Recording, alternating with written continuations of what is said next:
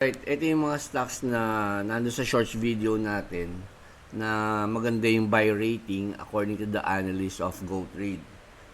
So, chinek ko na rin ito isa-isa for its ATR, and most of them are, it's either 1, greater than 1 yung ATR, or slightly below 1, mga 93, 95. So, pwede check nyo na lang din yun. Sa daily time frame yung ATR niya.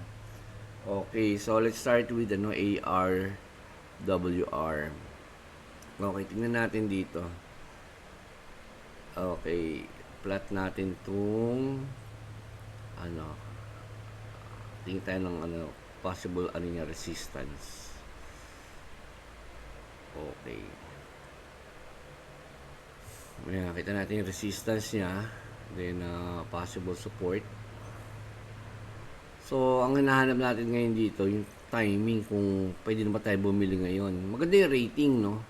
Pero pwede na ba tayo bumili ngayon? So, as of now, nag-form siya dito ng, ng double top. Double top. Kahit nasa ibabaw siya ng 20 MA at saka 50 MA. And nauuntog siya dito sa, sa taas na to. Ang level ba yan? 20.26 level. Okay, so bibili na ba tayo? Wait lang muna. Wait and see tayo muna dito kung ano mangyayari. Okay, antay tayo na magandang dito, bullish candle. Halimbawa, bullish engulfing. Yan, pwede tayo bumili dyan. Okay, let's see. Next. Yung Wolf, ito yung sabi ko na napakamura. Wolf. Okay. Itong Wolf, parang okay din Again, ito nauuntog siya dito. Double top. So, pwede siyang dumaus-us pa dyan. Yan, para alam natin kung bibili na ba tayo na, pwede naman bilhin dahil mataas yung rating niya, o wag muna. Okay. Alam niyo, para sa akin matibay na support and resistance pag dati siyang yung halimbawa support turn resistance, kaya resistance turn support. Ayun, kagaya nito level ito, dati siyang support. Ayan, tapos naging resistance siya dito. Pero nabubutas din naman siya sandali.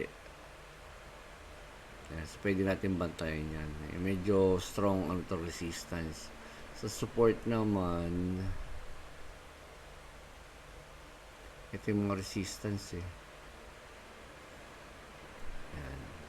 So, pwede yan yung ating maging support. Okay lang ba sa inyo may ganito? May hindi, siguro kailangan meron para alam nyo kung anong stocks itong tinitignan natin. Okay. So, wait muna tayo dyan. Wait. BBIO.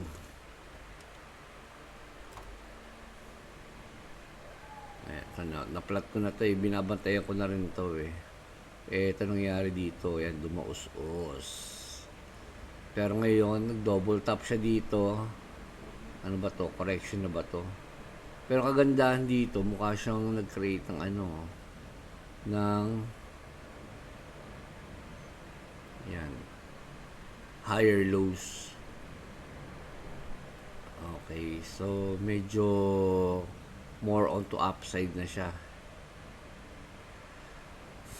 However, tingnan natin yung niya, potential niya. Mga maliit, mga 2% lang. So, ako dito, magantay na lang ako dito. I will buy on breakout. Dito, dyan sa part niya. Yan, dyan, buy on breakout. Okay. CZR.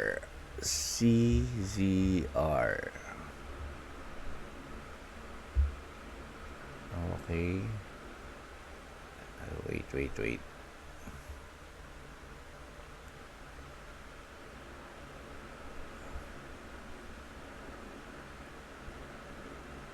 Okay, ano nakikita natin dito?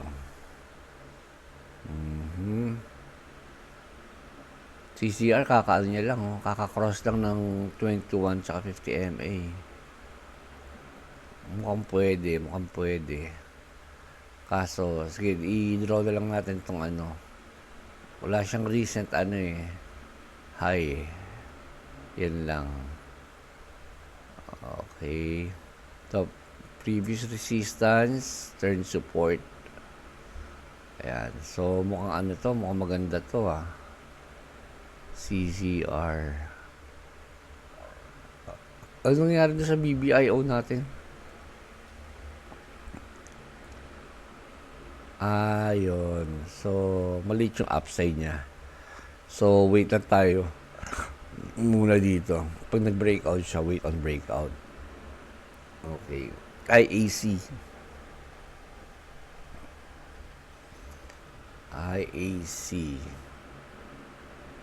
Ito, nakutog siya dito. Tapos nag-breakout. Tapos ni-revisit niya. Itong level na to, itong 43.37. So, mukhang pwede mag-bounce to kasi, maganda yung share resistance niya dito. Yung bin-breakout niya. Nung bin-breakout niya, may volume ba? Wala. So, let's see. Tingnan natin anong mangyayari dyan. And then, itong resistance niya, itong resistance niya, ito, guys, yan. Dating support.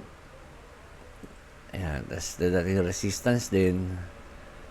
Kaya nag-resist siya dito. So, we'll see kung magbabounce siya dito today. Okay, nga pala, yung grabe, nagte-trade pala yung market. May 4 hours pa sila nagte-trade after the close of the market. Well. Kaya nagkakaroon ng mga gap ups at saka gap downs. Gap ups, pwede tayo mag-take advantage. Gap down, yung mga marunong dyan, pwede rin. Okay. NEM.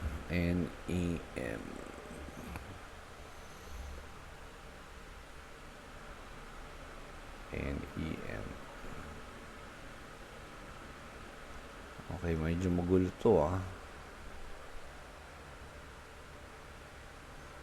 So, galing siya downtrend, pwedeng accumulation phase to. Sabi nga, masabi natin accumulation phase pag yung price tumataas, tapos yung volume tumataas. Distribution phase, pag yung price bumababa, tapos yung volume tumataas. Nasa, tayo, distribution phase. Okay. So, eto pag ganitong nag-crescent, ang social na crescent, yung parang buwan, ayaw natin yan kasi pahina Pahina yung momentum at pababa. So, pass muna tayo dyan. Pero tingnan natin kung anong magiging reaction ng market later. NEM, CVS, ABS-CVS. So Health Corporation siya. Okay.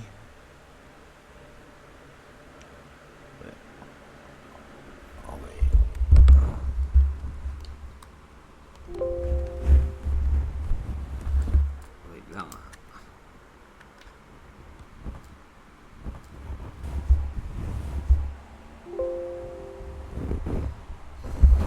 Alright.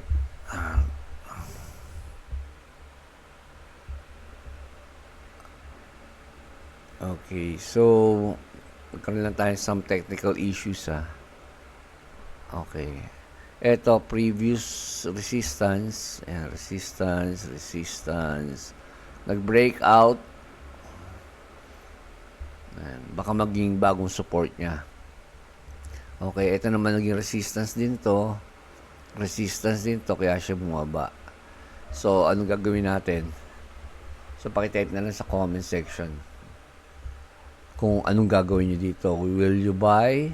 Or will you wait for a breakout? Or wait for a bounce here? Dito sa area na to. Pakitype lang dyan sa comment section. Okay. MGM.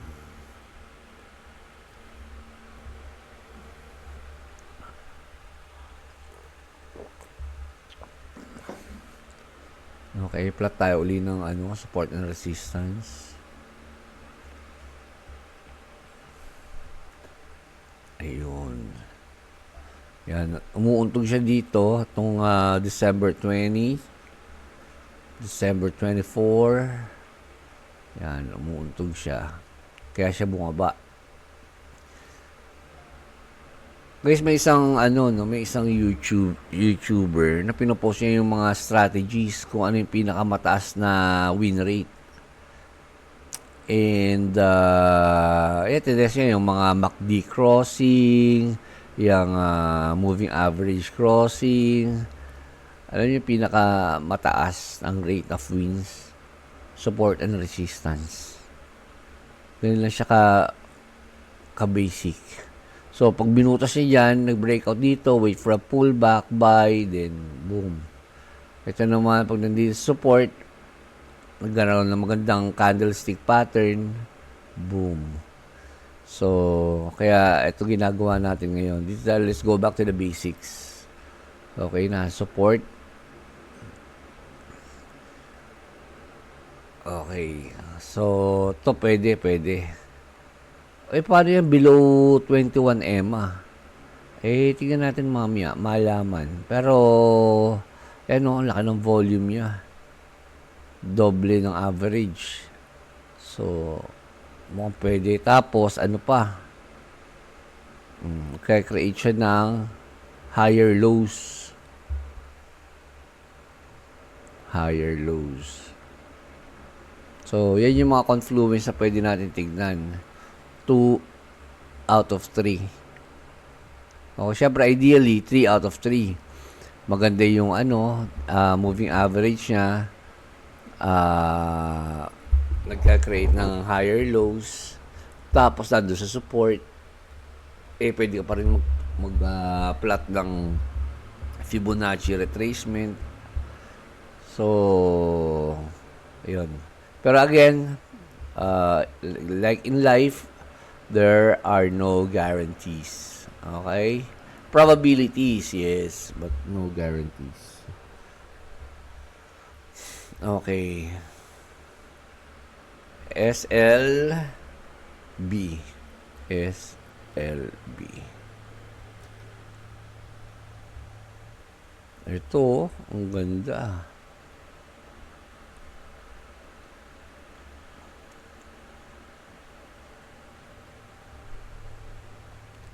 Ang daming higher lows. Okay, however, eto, nakita natin yung resistance. Ito, tingnan natin. Ito. Pag nasa ganitong level, naging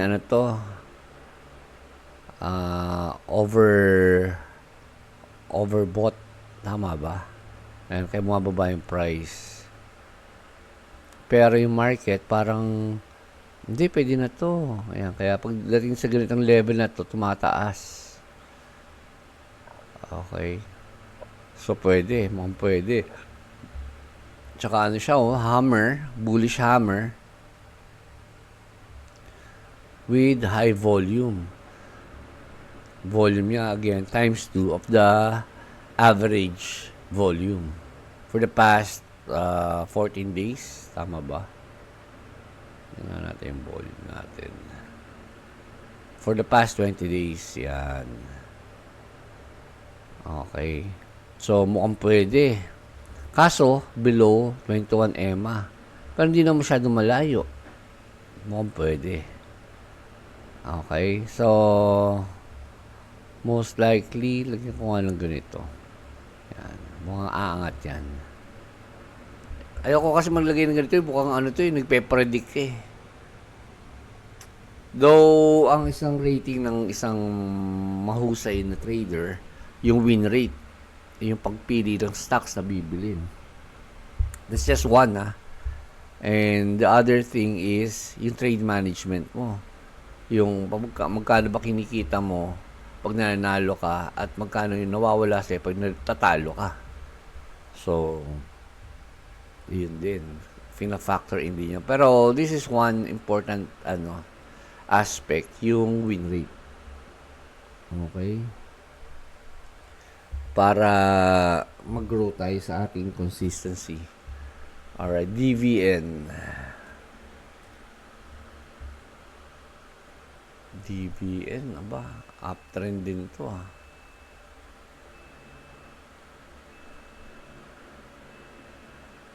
Actually, eto siya Parang nag-break siya Wait. Tignan natin. Di ba mas maraming point of touches, mas yung conviction natin mas solid. So, in this case, nag-touch dito. Nakikita niyo ba itong line na to? Palitan nga natin. Pakapalin natin. Ayan. Gawin nating puti. Iyan. So, nag-touch siya dito. Nag-touch siya dito. 3 points. Pagdating dito, nag-breakdown. Yan, nabutas. Pero, sa mata ng iba, nagkakreate siya ng tawag dyan? Convergence, divergence. So, pag ganyan, price is most likely to go up. And we'll see. Malaman yan mamaya. Okay. So, kagaya nito, pwede tayo ma-fake out Parang, oh my, na tayo, pababa na. Pero pwede natin tignan yan na pwede siyang umangat. Okay? So, ako dyan? Positive ako dito kay DVN. May nagtatanong kung nilalagay ko na ba ito sa watchlist ko. Hindi pa muna. Focus muna ako dun sa watchlist ko. Yun muna yung magagatasan natin. Pero pag may doon, nag-choch, term yun ng mga parang mga ICT, change of character. Halimbawa from uptrend, naging downtrend na siya, tinatanggal natin siya. Marami na ako tinanggal na actually pinaltan. Alright. Dito na tayo sa pizza. Okay. Higher lows. So, uptrend na siya. Bumaba, parang this could look like a time to buy. Okay, sige, lagyan natin siya ng ganito. Okidoki. Possible resistance. Galing siya sa matinding downtrend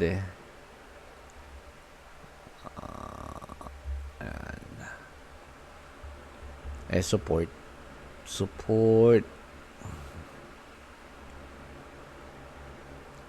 Para ito. Kasi, ito previous resistance, turn support. Pagdating dito, nagbabounce siya Kaya ito lang, binutas lang siya. Pang. Pero, hindi nagdire-diretso. Pinigilan siya nitong,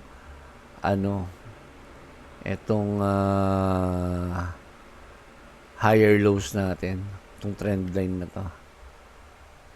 Okay, so, let's see.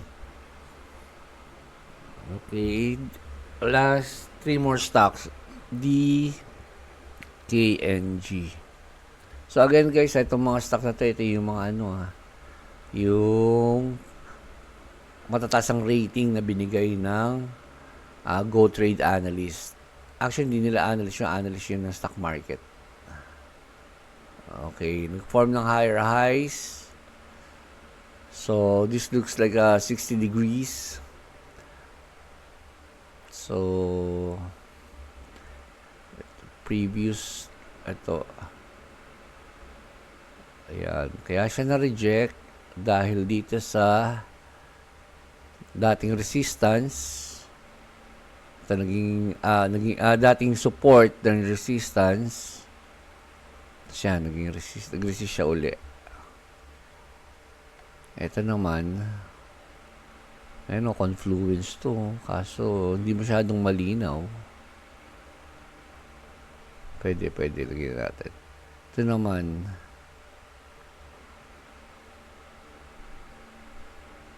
tingnan natin itong boxes at paano yung nakakalito. Okay. So, ito naman,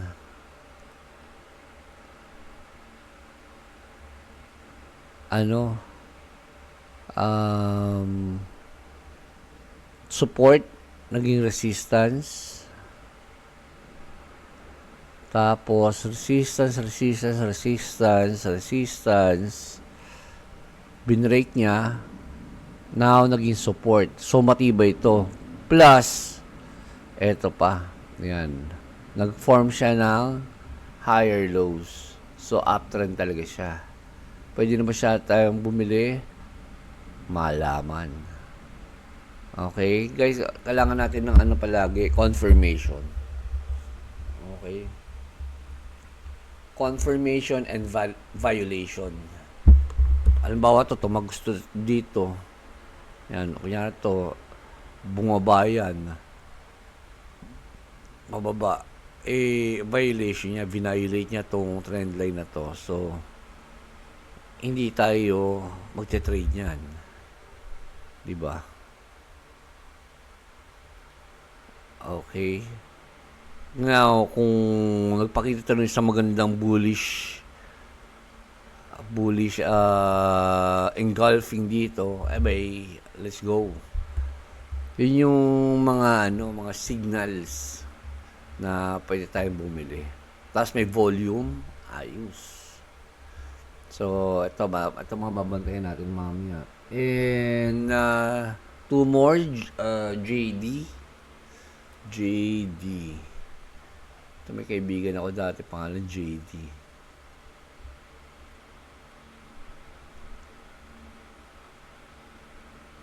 Okay. Resistance. Parang ang lungkot nito, bungi-bungi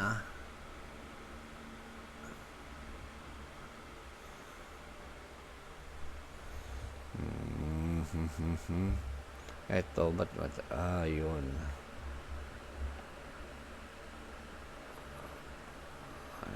Dating support, binrake down, naging resistance, binutas, tapos naging resistance siya uli. Okay, eto kaya to yumuko dyan kasi nga, eto, dati siyang resistance. Yan. Kaya nagre-resist yung mga buyers. Nakikita nila to, uy, naku, baka, bumaba na uli, benta na tayo. Kaya hanggang dito lang din sila. Unless may bibili dyan na malakas ang loob. Or, hindi malakas ang loob, well-informed. Guys, ayun nga daw superior investor with superior information buys from investors with inferior information. So, ganun nangyari dyan. Kasi tatandaan natin yung mga ganung mga principles na nakakatulong siya para hindi tayo namamana sa dilim. Yung magagawin natin lahat with intention. Okay. Kasi di ba nga may example nga kung parang lang to, sugal-sugal, bigyan na lang natin ng darts yung unggoy. Kung tamaan niya na stocks, yun ang bibili natin. But with trading the stock market or investing, siya, may mga probabilities, may mga informations. Okay. And lastly, ito binili ko to kagabi. And lastly, kaya ko to binili dahil dito. No. Nag-bullish engulfing siya ditong malaki. Actually, may tawag po is the Morningstar something. Basta ito, ang laki ng volume na ano niya dito. Tapos yung volume niya is 3 times the average volume. Tapos nasa ibabaw siya ng 50 EMA at etong previous resistance. Previous resistance. Bilugin na natin.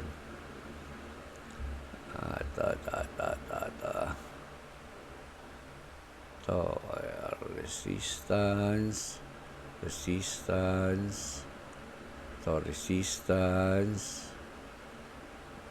Ito, resistance.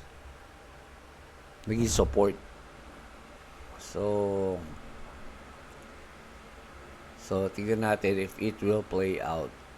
Okay. Guys, hindi dahil sa mali ka tayo ng analysis, no? It is just that yung market, may mga pangyayaring mga hindi natin masabi. Okay, so ganun lang yun. Pero kaya nga mag-stick tayo sa mga ano natin, mga prinsipyo. Okay. Alam nyo, si Larry Fink, ang course niya, philosophy. Si Juanis, philosophy. So, most of great traders, si ano din George Soros, philosophy. So, hindi mga finance people. Kasi finance people, no judgment. So, basically, ganun lang. Yun lang mga course sila. So, finding a reason on on events. Okay? So, yun lang. And I hope makatulong tong video na to para mas malesen yung time nyo magpili ng mga stocks na bibilin. Okay? Again, ito yung mga stocks na mataas ang rating ng mga analyst. Okay? Nakita sa GoTrade. At saka available to sa GoTrade, itong mga stocks na to. And these are stocks that are below $50. Okay? So, may the profits be with you. Let's make money. Bye.